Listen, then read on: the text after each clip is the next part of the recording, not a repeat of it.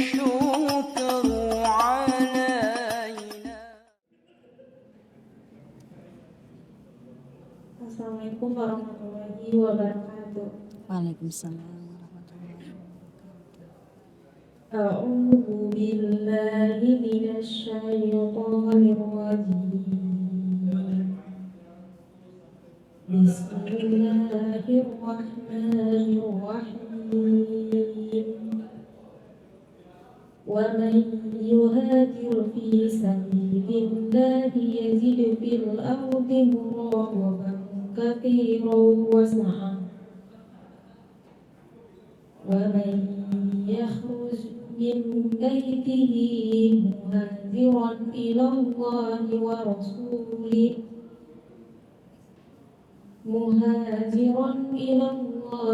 rasulihi thumma yudrikuhul mautu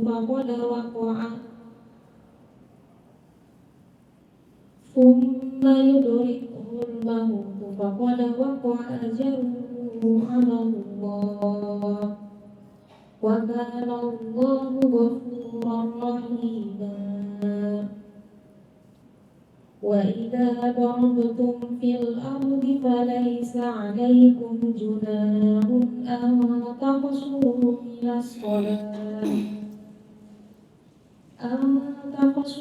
minas salati in khiftum an yaftinakumul ladina kafaru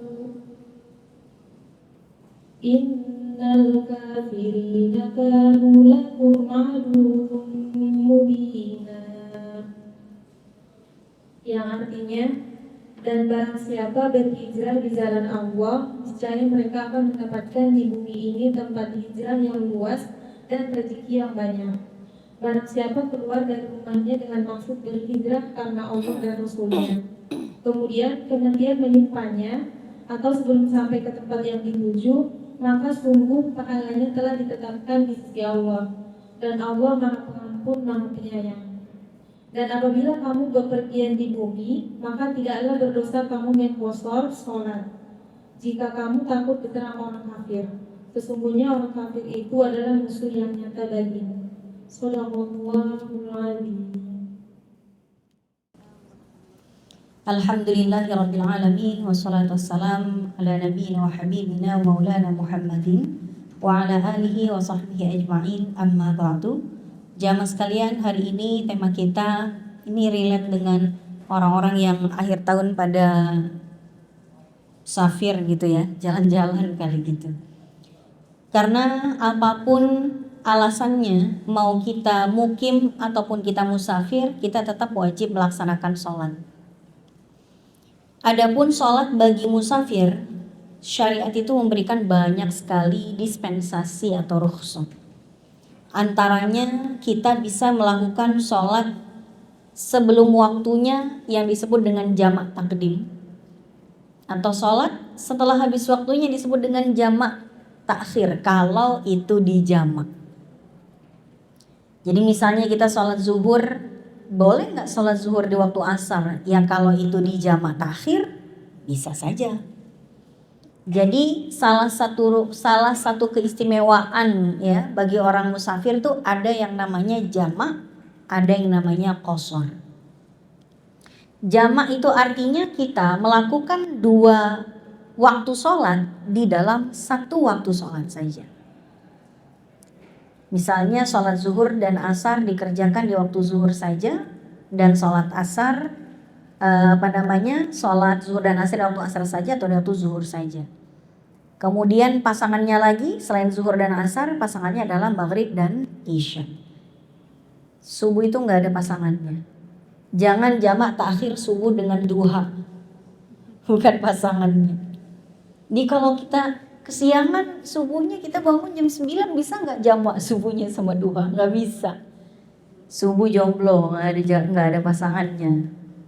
Yang bisa dipasangkan zuhur dan asar, maghrib dan isya. Dan jangan menjamak maghrib dan asar. Itu juga bukan pasangannya. Ya, nggak bisa. Nah kalau misalnya kita lagi beperjalanan, liburan, maka bisa saja biar kita sepanjang liburan dan jalan-jalan dan wisatanya enggak keganggu, zuhur asarnya di jamak takdim di waktu zuhur, sedangkan maghrib isyanya ditakhir aja di akhir waktu isya, misalnya di malam banget sesampainya di hotel. Misal saya mau jalan-jalan ke Bandung misalnya, saya berangkat dari rumah anggaplah pagi lah gitu, lalu check in di hotel anggaplah jam 1 check in. Nah kemudian saya mau jamaah di hotel, jamak zuhur dan asar. Di hotel bisa nggak sih kita jamak? Bisa. 3 hari 3 malam di luar hari kedatangan. Total sama hari kedatangan anggaplah 4 hari 3 malam gitu. Nah jadi di hotel misalnya saya jam 1 udah check in, udah naruh barang di hotel, saya sholat zuhur dan juga asar di jamak takdim. Lalu jalan-jalan tuh ya, keliling-keliling Bandung, Lembang, segala macem. Balik hotel misalnya jam 10 malam. Nah, sholat maghrib dan isyanya di jamak takhir di hotel jam 10 malam. Jadi sejak keluar hotel sampai pulang hotel udah gak mikirin sholat lagi udah. Nah itu istimewanya orang yang sedang safar, dia dapat keistimewaan fasilitas namanya jamak. Jadi mengumpulkan 2 waktu sholat itu namanya jamak. Kalau dikerjakan di waktu yang pertama, zuhur asar dikerjakan di waktu zuhur, itu namanya jamak takdim.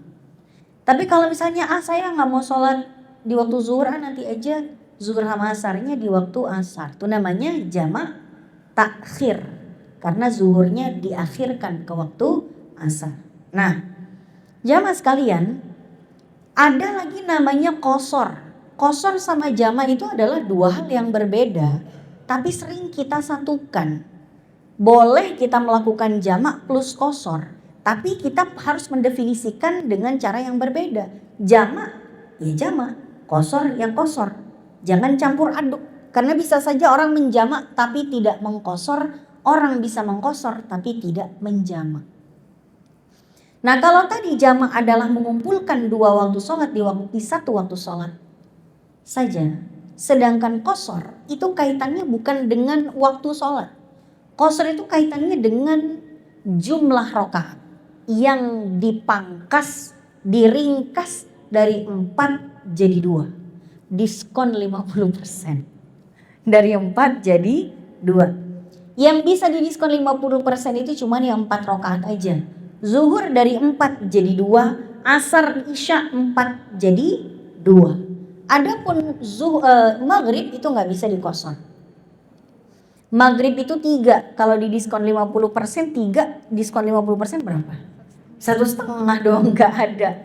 Rakaatnya jadi 1,5. Subuh udahlah 2 minta diskon 50%, tinggal 1 dong nanti, jadi witir dong. Enggak.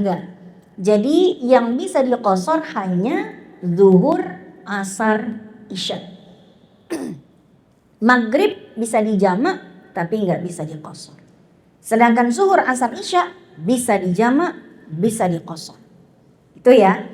Nah jamaah sekalian, orang yang lagi dalam safar, tadi kita sampaikan, dia mau jamak saja bisa, nggak pakai diqashar. Mau diqashar aja nggak dijamak juga bisa. Contohnya dijamak tapi nggak diqashar. Misalnya, tadi kan saya nih perjalanan mau ke Bandung gitu kan, mau berangkat nih pagi, sampai di hotel atau mungkin masih di rest area, saya berhentilah jam 1 atau jam setengah 1, saya mau menjamak zuhur dan asar. Kalau saya mau menjamak tanpa mengqashar, maka saya sholat zuhurnya 4 rakaat, setelah salam kanan salam kiri, bangun saya sholat asar 4 rakaat juga.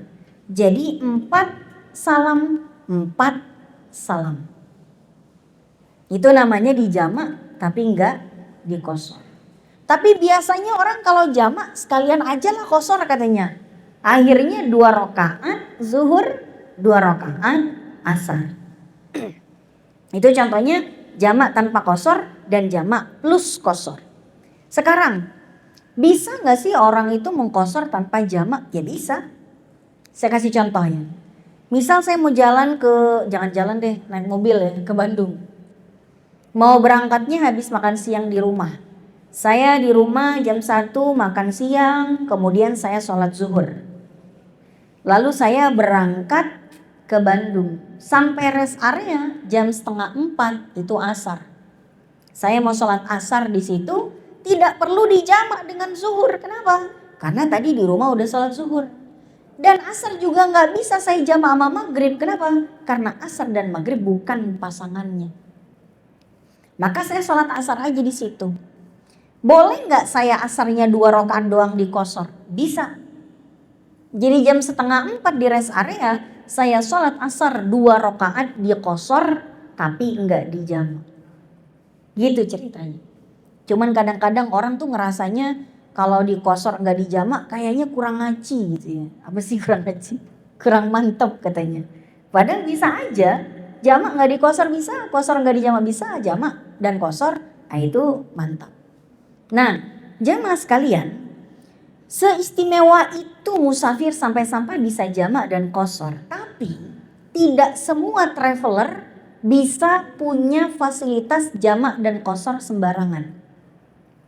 Enggak mentang-mentang kita pergi dari rumah terus kita langsung bisa jamak dan qashar, enggak.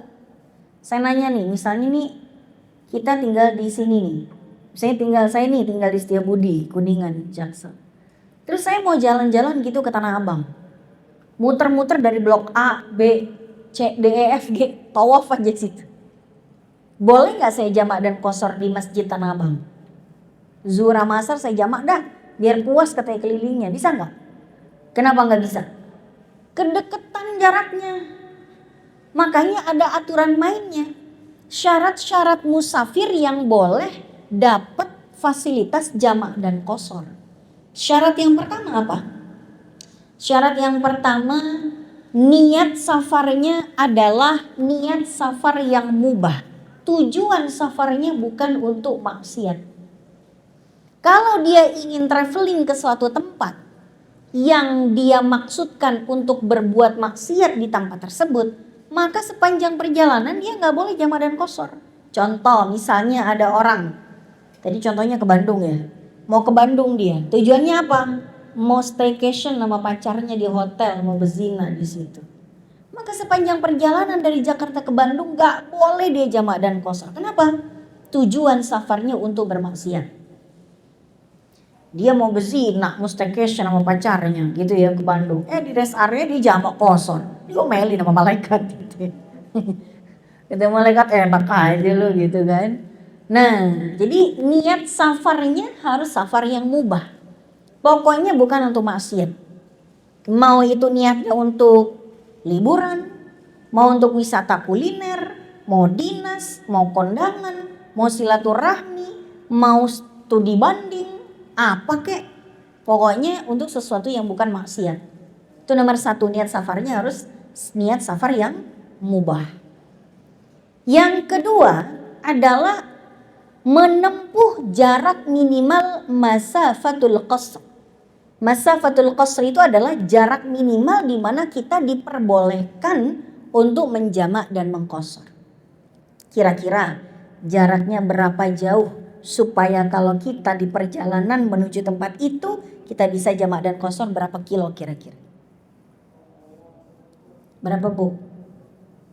10. Allah karim. 10 cuma di sini kecil duk loh. Berapa? 60 kedikitan. 60 mah dari sini ke Gadok doang. Belum naik puncaknya. Gini, kalau di dalam hadis-hadis Nabi tentang jarak minimal safar yang diperbolehkan jamak dan qashar kan Nabi di masanya tidak menggunakan satuan jarak kilometer. Enggak juga menggunakan miles gitu, enggak kan? Di masanya Nabi itu pakai aturan satuan jarak itu burud, bardun, burudun, pos. Maka ketika ada orang Mekah mau ikutan mengqashar sholat, Nabi negor, ya ahla Mekah la taqsuru fi aqalli min arba'ati burudin min Makkah ila Usafan. Wahai penduduk Mekah, kalian jangan ikut-ikutan mengqashar sholat kalau belum menempuh perjalanan yang jaraknya minimal 4 pos. Di mana 4 pos itu seperti jaraknya kota Mekah ke kota Usafan. Pertanyaannya adalah, kira-kira dari kota Mekah ke kota Usafan yang 4 pos di masa Nabi itu, kalau kita konversi ke kilometer berapa? Dihitunglah oleh para ulama. Ketemunya beda-beda. Iyalah, beda-beda pasti. Kenapa? Karena 0 kilometernya Usafan di masa Nabi belum tentu sama dengan 0 kilometernya di masa sekarang. Kita aja Indonesia udah berubah 0 kilometernya. Tadinya Jakarta sekarang udah di IKN. Apalagi di masa Nabi, Usafannya bisa saja berbeda. Ya kalau Mekah dari dulu nggak berbeda dah, Ka'bah situ aja Ka'bah. Masalahnya 0 kilometernya bagaimana? Yang kedua, rutenya. Dulu belum ada jalan tol.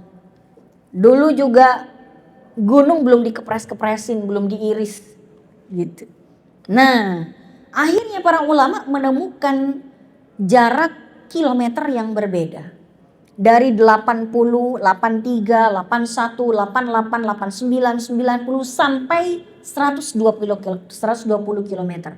Jadi kalau nanti ada ketemu, ada yang bilang 80, 90, 120, itu antara 80 sampai 120 kilo. Perhitungnya para ulama dalam mengijtihadkan 4 pos di masa Nabi dengan satuan kilometer di zaman sekarang. Tapi kalau kita ambil tengah-tengahnya, seperti yang disampaikan oleh Wahbah Zuhaili dalam kitabnya Al-Fiqhul Islami wa Adillatuhu, dan kemudian Ibnu Rushd Al-Hafidh dalam kitabnya Bidayatul Mujtahid, mereka berdua sepakat menemukan satu jarak yang paling tengah-tengah, yaitu 88,704 km. Kalau kita mau buletin ke atas berarti 89. Anggaplah 89 gitu. Nah, kalau misalnya kita mau menempuh perjalanan dari sini, dari rumah kita ke suatu kota yang jaraknya setidak-tidaknya adalah 88,7, berarti kita sudah diperbolehkan untuk menjamak dan mengqashar. Pertanyaannya adalah, mulai bisa jamak dan mengqasharnya di mana? Boleh nggak dari rumah kita? Atau harus sampai dulu di perjalanan? Atau bolehkah di antara keduanya? Pertama, bolehkah kita bisa mulai jamak dan qashar dari rumah kita? Jawabannya belum. Kenapa? Karena kalau kita masih di rumah kita, berarti kita belum berstatus musafir. Kita masih berstatus sebagai muqim. Itulah kenapa kata Ibnu Abbas, Rasulullah ketika di Madinah belum mengqashar sholatnya. Maka kata Ibnu Abbas ketika beliau mau berperjalanan bersama Nabi keluar Madinah, aku dan Nabi melaksanakan sholat zuhur di Madinah 4 rakaat dan sholat 2 rakaat asar di Dzul Hulaifah, Bir Ali. Dulu Dzul Hulaifah tidak menjadi bagian dari kota Madinah. Artinya apa? Ketika masih di rumah, rumahnya Nabi kan nempel sama masjid. Ketika masih di rumah kita belum bisa tuh menjamak dan mengqashar. Karena kita belum jadi musafir. Belum dapat fasilitas jamak dan qashar.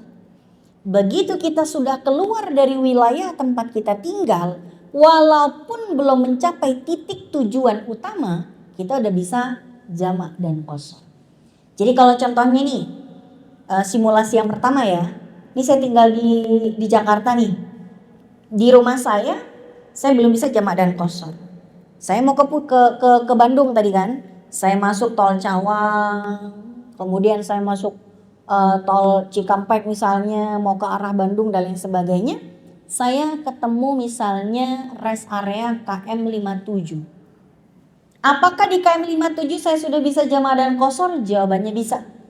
Kan baru 57, katanya minimal 89 kilo. Ini baru 57 loh, udah bisa. Kenapa?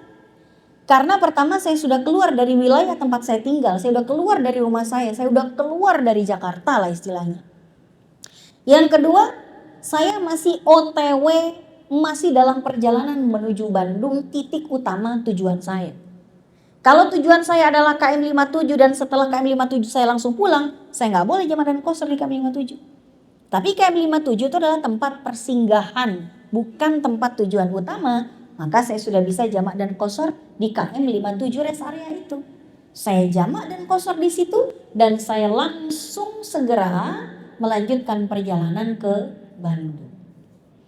Maka kalau misalnya saya berubah pikiran, begitu saya habis jamak dan qashar di KM 57, terus saya lihat di GPS, waduh macet banget ini mah, hari ini puncak kemacetan ini, gitu kan?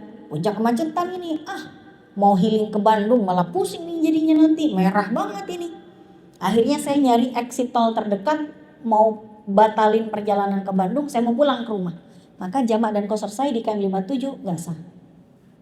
Kenapa? Karena saya membatalkan safar saya sebelum tiba di tujuan utama. Gitu. Tapi kalau saya di KM 57 saya jamak dan qashar, kemudian saya melanjutkan perjalanan, sampailah saya di Bandung, gitu ya. Nah itu gak ada masalah. Jamak dan qashar saya lakukan di KM 57 tadi. Tiba di hotel Bandung, kita check in misalnya. Apakah kita masih bisa jamak dan qashar? Bisa. 3 hari 3 malam di luar hari kedatangan. Kita check innya misalnya hari Senin. Hari Seninnya belum dihitung 3 hari 3 malam. Tuh ya, tapi malamnya udah ngikut. Nah jadi misalnya saya check in hari Senin, berarti saya masih bisa jamak dan qashar Selasa, Rabu, Kamis. Itu ya. Nah, kira-kira seperti itu jamaah sekalian.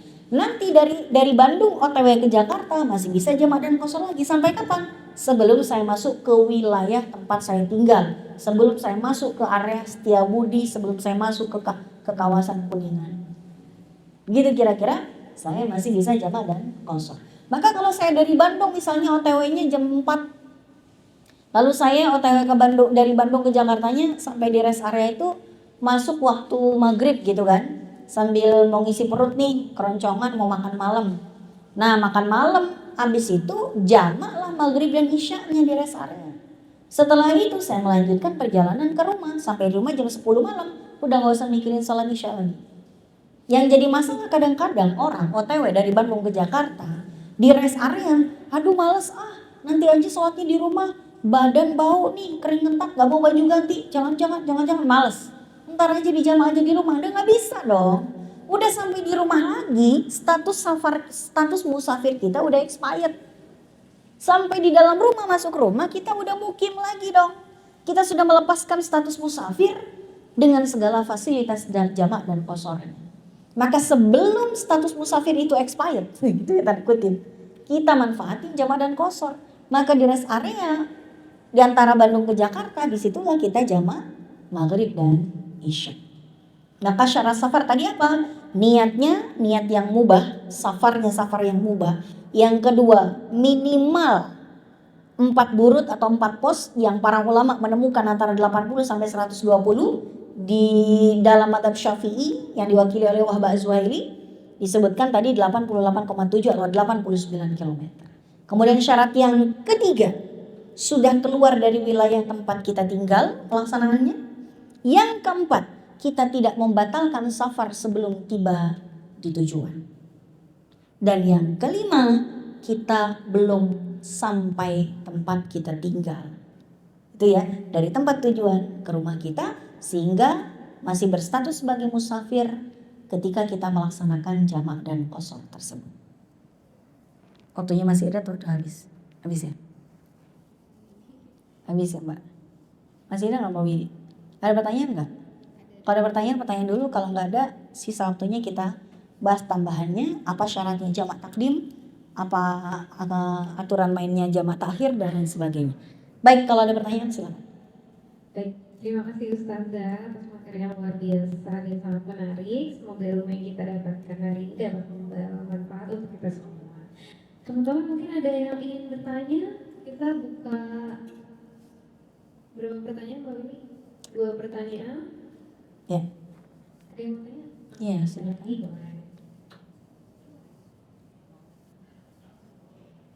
Assalamualaikum warahmatullahi wabarakatuh. Waalaikumsalam. Izin bertanya Ustazah, kalau misal saya pulang kantor itu jam 17.15 misalnya Ustazah, terus menurut saya sampai rumah itu masih bisa dapat maghrib. Jadi saya nggak sholat di MRT atau di mana gitu, tapi tiba-tiba pas di Gojek dari MRT ke rumah itu macet atau Gimana Ustaz? Nah, pas nyampe rumah apakah bisa saya jamak atau gimana Ustaz? Maghrib. Dari sini naik MRT sampai ke Lebak Bulus ya? Oke, sampai Lebak Bulus sudah mendekati maghrib ya? Kenapa nggak di Lebak Bulus aja sholat maghribnya baru pesan gojek ke rumah? Kenapa harus memilih injury time? Kenapa harus mengambil resiko gitu? Apakah ada yang ditunggu di rumah? Sesegera mungkin. Siapa yang ditunggu? Kita cari amannya dulu aja. Jangan cari solusi yang daruratnya dulu. Karena apa? Darurat itu bukan untuk dicari. Darurat itu kalau bisa dihindari. Maka lebih baik kita tindakan preventif daripada mencari kedaruratan. Solusinya adalah ketika sampai di MRT Lebak Bulus, cari musola di situ. Tapi belum maghrib nih, tapi kan udah mepet maghrib. Gak ada masalah, kita tunggu 10-15 menit menunggu maghrib. Habis sholat maghrib di situ lega luar biasa. Mau sampai rumah jam 12 malam juga aman isyanya. Karena waktu isya memanjang sampai sebelum datang waktu subuh. Yang penting kita selamatin dulu maghribnya.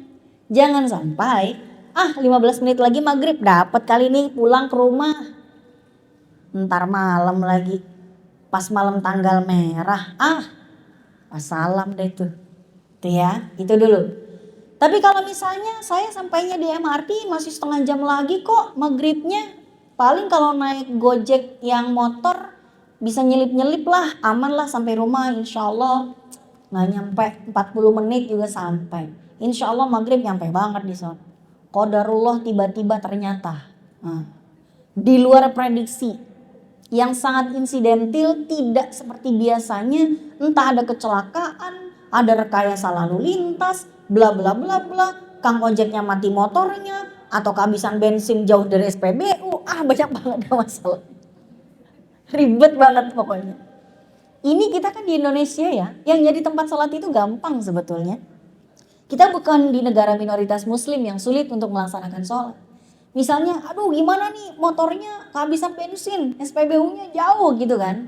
Di situ ada nggak warung tempat numpang sholat? Ada. Ya udah ke warung aja sholat maghribnya. Tapi saya nggak kepengen makan. Ya udahlah pesen es teh manis aja, penting bisa numpang sholat, aman. Iya kan? Iya. Tapi misalnya nggak ada tempat sholat, pokoknya. Kalau udah pokoknya, padahal sebetulnya masih banyak pilihan-pilihan ya. Numpang sholat di warung orang lah, cari musola lah, cari SPBU, musola SPBU lah, banyak banget lah kalau di Indonesia tempat sholat itu sebetulnya. Tapi kalau udah pokoknya nggak ada aja, udah dicari tempat sholat nggak ada semuanya. Gitu kan. Dan sampai rumah ternyata udah isya. Bolehkah saya menjamak takhir maghrib dan isya? Ya berarti ini masuknya darurat. Tapi jangan dikit-dikit darurat. Apa juga darurat? Kadang-kadang daruratnya disengaja. Padahal tadi bisa banget itu sholat maghrib dimanapun, di MRT, di mana bisa. Tapi kalau pilihannya udah nggak ada, kecuali sholat maghribnya di rumah dan itu di waktu isya nggak ada gitu ya. Nah, sebetulnya kalau contohnya bukan naik motor itu lebih masuk akal. Contohnya apa? Naik bis shuttle busnya kantor yang nggak ada pilihan lain karena dia berada di wilayah kawasan industri gitu kan, pakai shuttle bus apa segala macam masih make sense gitu. Nah intinya kalau misalnya darurat seperti itu gimana? Oke lah untuk sesuatu yang tidak dijadikan kebiasaan dan itu sangat amat darurat sekali banget deh dong. Maka dijamak tapi tidak diqosor. Kenapa dijamak tapi tidak diqosor? Darurat memperbolehkan seseorang menjamak tapi tidak untuk mengqosor. Karena qosor hanya diperbolehkan di 2 alasan saja. Yang memperbolehkan qosor itu cuma 2. Pertama musafir, yang kedua haji. Orang Mekah, dia kalau haji, dia bukan musafir. Orang Arafah ada di Mekah, Mina Musdalifah ada di Mekah, lontar jumrahnya dia di Mina, dia orang Mekah. Tapi boleh gak dia di tenda Arafah jamak qosor? Bisa. Kenapa? Karena qosor diperbolehkan bagi mereka yang sedang menjalankan ritual haji dan bagi mereka yang sedang musafir. Baik itu musafir atau pelaksana haji, hujjaj itu diperbolehkan qosor. Sedangkan jamak yang memperbolehkan jamak, pertama tadi haji, yang kedua musafir, yang ketiga sakit yang tidak memungkinkan sholat di 5 waktu, kemudian darurat.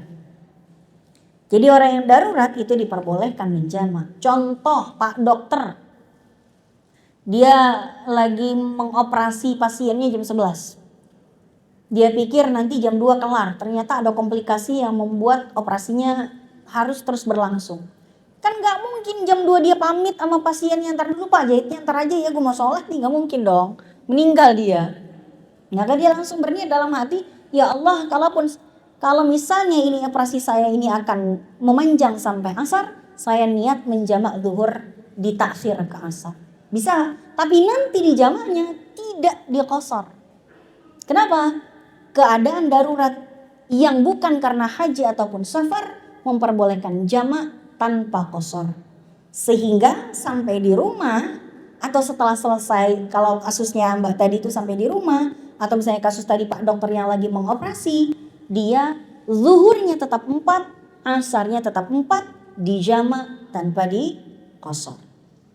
Tapi sebelum itu pastikan cari antisipasi sebelum kita memasuki wilayah darurat. Baik. Satu lagi mungkin Mbak.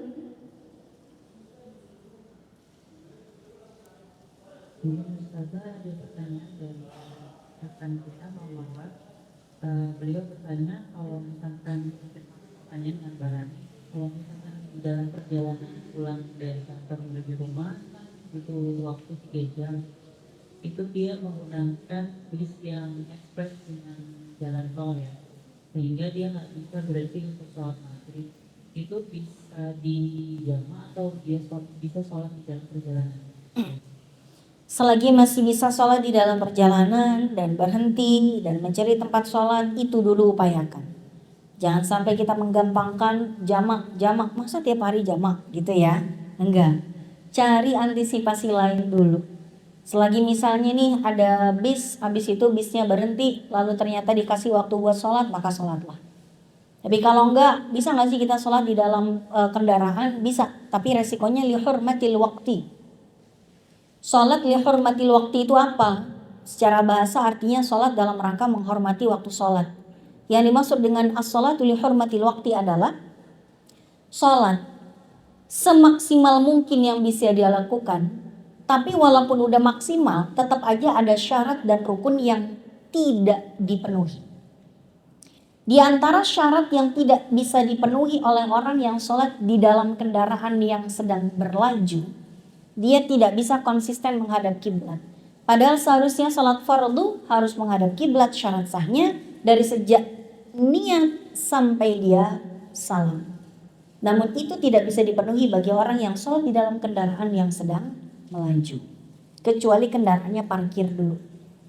Tapi nggak bisa dong kita bilang ala kapten pilot, bang pilot mendarat dulu dong katanya, nyari musola, nggak bisa. Iya kan? Jadi nggak bisa ngadep kiblat secara konsisten. Atau dia tidak melaksanakan sholat dalam keadaan berdiri, padahal berdiri adalah rukun di dalam sholat. Mungkin saja dia tidak bisa melaksanakan wudhu dan tayamum dengan proper gitu ya. Nah, sehingga tidak terpenuhinya syarat dan rukun di dalam sholat saat di dalam kendaraan membuat para ulama berijtihad zaman sekarang. Karena di zaman dulu kan gak ada Nabi. Tapi Nabi pernah kok sholat di atas ontanya? Iya. Nabi sholat di atas ontanya tapi bukan sholat fardu. Karena Nabi SAW kana yutiru alal ba'ir. Nabi pernah sholat witir tengah malam di atas untanya, menghadap kemanapun untanya mengarah. Tapi itu belum selesai hadisnya. Wa idza arada yusalliyal faraidha nazala fastaqbalal qiblah. Ketika masuk waktu sholat fardu, Nabi kan malamnya nih qiyamul lail nih di atas kendaraannya tanpa turun. Kendaraannya ketika itu nahwal masyriq, menghadap ke arah timur. Padahal kiblatnya Nabi sebagai orang Madinah harusnya kemana kiblatnya? Ke selatan.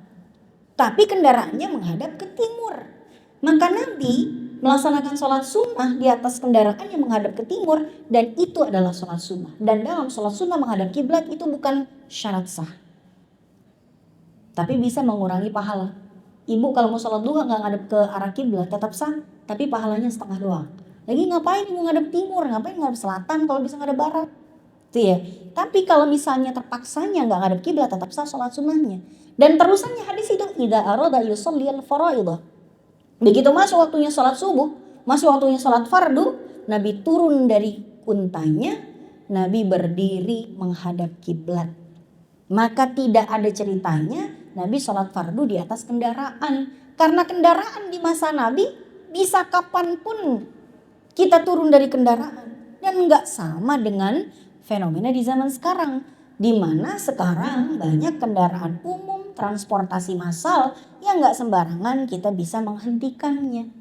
Maka para ulama berijtihad, oh ini namanya sholatul hurmatil waqti, salat dalam rangka menghormati waktu saja, di mana ada syarat dan rukun yang tidak terpenuhi. Dan dalam pandangan para ulama dalam madzhab Syafi'iyah, salatnya harus diulangi kembali, yang disebut dengan i'adatus shalah, ngulang lagi salatnya, bahkan jikapun waktu salatnya sudah lewat.